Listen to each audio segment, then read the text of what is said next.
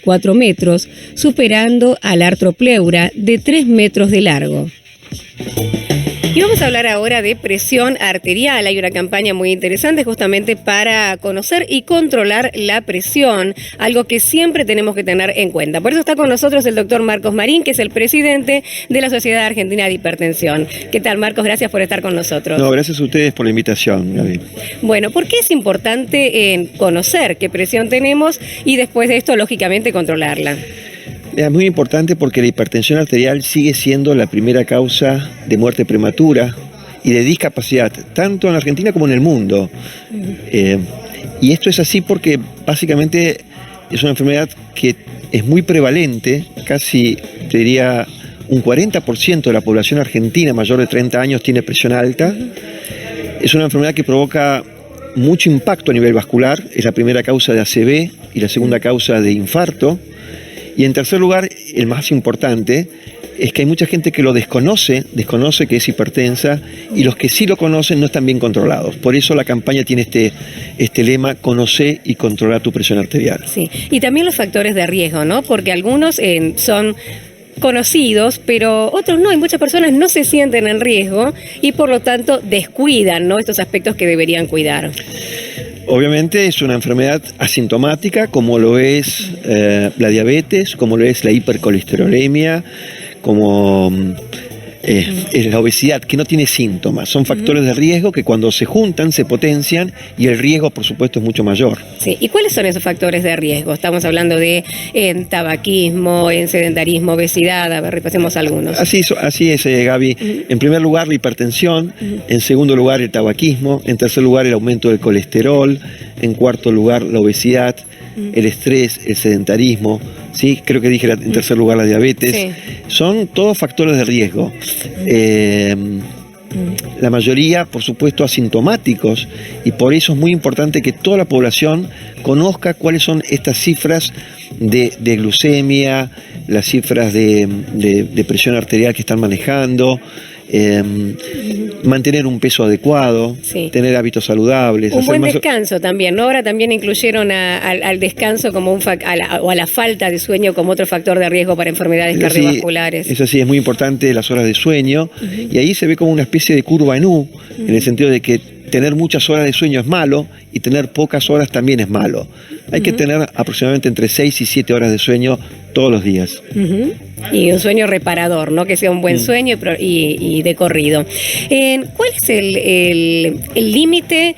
De hipertensión arterial adoptamos el 14-9, el 14 de septiembre. Es una forma de recordarlo. Exactamente, que es el valor de corte. Por encima de esos valores, uno ya es hipertenso. Quizás lo importante es que los valores de presión arterial varían constantemente, en rigor de verdad. Con cada latido cardíaco hay un nivel de presión arterial. Medirse la presión arterial en varias oportunidades, inclusive por duplicado. Y aprovecho este momento para invitar a toda la población a que entre a la página de nuestra sociedad vinculada con la comunidad, el www.rincón del hipertenso, en donde, entre otras cosas, tenemos un video muy corto de 3 o 4 minutos donde se habla justamente de cómo es la técnica para medir la presión arterial y cuál es el mejor aparato para medirse la presión arterial. Claro, porque lo bueno es que en el caso de ser hipertenso y también cuando hay sospechas o factores de riesgo, poder controlarse la presión de forma regular, ¿no? Tener un aparato en su propia casa.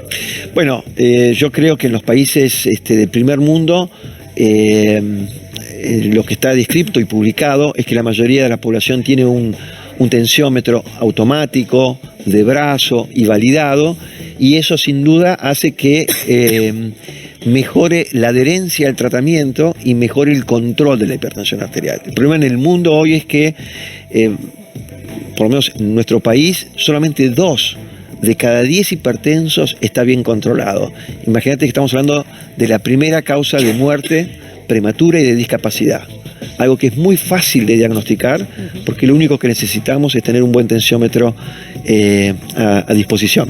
Sí, y hay también un problema con relación a la adherencia a los tratamientos, ¿no? Una persona después de ser diagnosticada, creo que había una estadística que marcaba que el 50% de las personas al año ya está abandonando o está realizando el tratamiento de manera inadecuada. Es decir, por ejemplo, a veces tomo la pastilla, a veces no la tomo. Muy bien, es Gaby, un problema. es así, estás bien informada. Yo creo que el problema de la adherencia es muy importante, pero ahí también es importante la relación entre el médico y el paciente, porque en esa buena relación médico-paciente hace que el paciente finalmente adhiera a la medicación. Entonces, acá es un problema si es la falta de adherencia o la inercia médica. Cuando hablamos de inercia médica, es cuando el médico no termina por explicarle al paciente cuáles son, por un lado, los riesgos de la hipertensión y por otro lado, cuáles son los beneficios del tratamiento antihipertensivo. Y que si el paciente no está en objetivo terapéutico, si sus valores de presión arterial en la consulta no están por debajo de 14,9, tiene que, digamos, ajustar ese tratamiento. Hay un periodo de ajuste del tratamiento que puede durar 3 o 4 o 5 visitas. Y a partir de ahí, el paciente tiene que saber de que su presión siempre tiene que estar controlada. Y tiene que conocer los riesgos, ¿no? Además de no tener esa presión controlada, porque muchas veces justamente al ser algo silencioso, asintomático, la persona no se siente en riesgo. Entonces dice, si yo estoy bien, ¿qué me puede pasar? No tiene noción de ese riesgo concreto y que es un riesgo realmente muy grande. Estamos hablando de riesgo, por ejemplo, de una ACV. Es así, es la primera causa de ACV y es la primera causa de discapacidad, pero también provoca, fíjate, además del infarto de miocardio, provoca insuficiencia renal, insuficiencia cardíaca, arritmias cardíacas que requieren, por ejemplo, de una anticoagulación de por vida, provoca disfunción sexual, provoca deterioro cognitivo. O sea, tener la presión arterial no controlada implica muchos riesgos. Definitivamente implica muchos riesgos. Sí. ¿Y los tratamientos en qué consisten actualmente? Bueno, tenemos primero, y yo te diría en forma simultánea, todo lo que hablamos de tratamiento no farmacológico, hábitos saludables.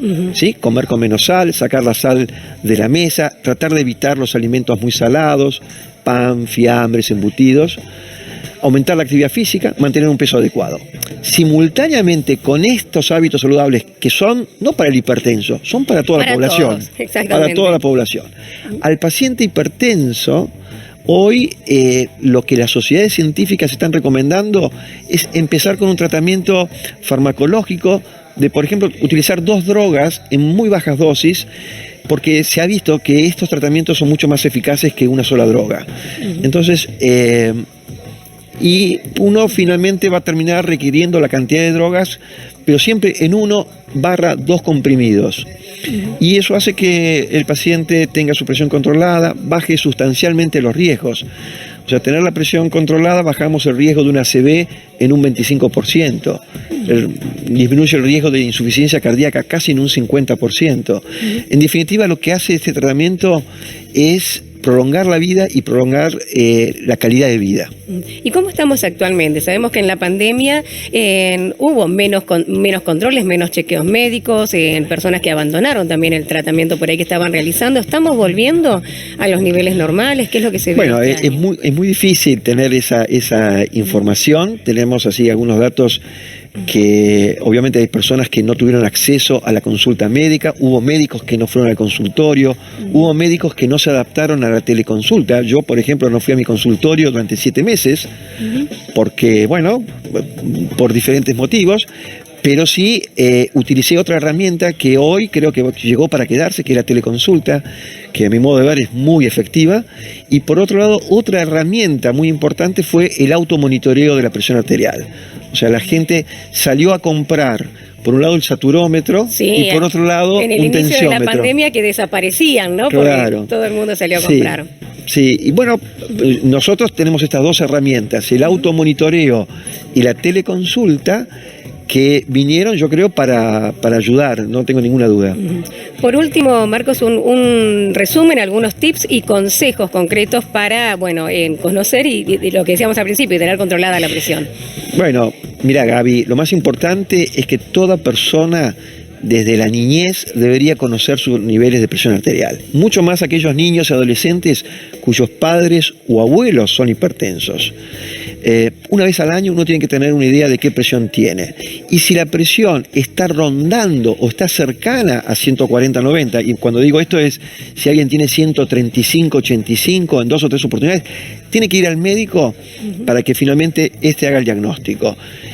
Porque hay fenómenos de guardapolvo blanco, porque hay hipertensión oculta, pero si el médico concluye de que el paciente necesita de un tratamiento farmacológico, es muy importante que adhiera a la medicación.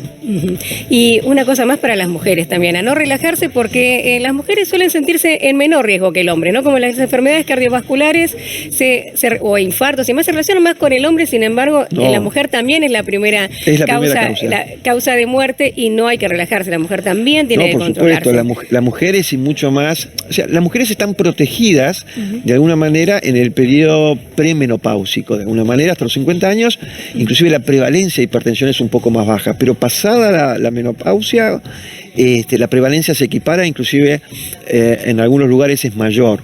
Y por supuesto que la primera causa de muerte en la mujer es la enfermedad cardiovascular, pero sin embargo, y ahí tenemos un error los cardiólogos, los que nos dedicamos a la prevención, que no llegamos a todas las mujeres. A mí me encantaría que todos los ginecólogos, por ejemplo, además de hacerle el PAP y hacerle el examen mamario, le midan la presión arterial, cosa que no se hace. Sería genial, realmente. Sí. Sí, eso es un buen mensaje. Es un buen mensaje y es una buena idea, ¿no? Para tomar, porque las mujeres somos como bastante metódicas en tener, en un mes del año destinado a hacerse el chequeo femenino, el chequeo mamario, el chequeo ginecológico, pero hay que agregarle ese chequeo también. Te doy un dato chiquitito. Sí. Desde la SAJA, desde la Sociedad de Hipertensión, hicimos un trabajo. Esto, la verdad que nobleza obliga, hay que decirlo. Los médicos en general no miden la presión arterial en el consultorio. Solamente el 14% de los médicos medía la presión arterial. Eso es muy poco. Y cuando analizamos por especialidad, la verdad, los ginecólogos no tomaban la presión. Sí. La mayoría de los ginecólogos no tomaban la presión. Y las mujeres van a los ginecólogos a hacerse sus chequeos. Así que es muy importante este dato que vos me traes al final. Seguro que sí. Bueno, muchas gracias, Marcos, por haber estado con nosotros. Y bueno, a controlarse la presión, a no relajarse. Gracias. A vos. Seguimos con algunas noticias.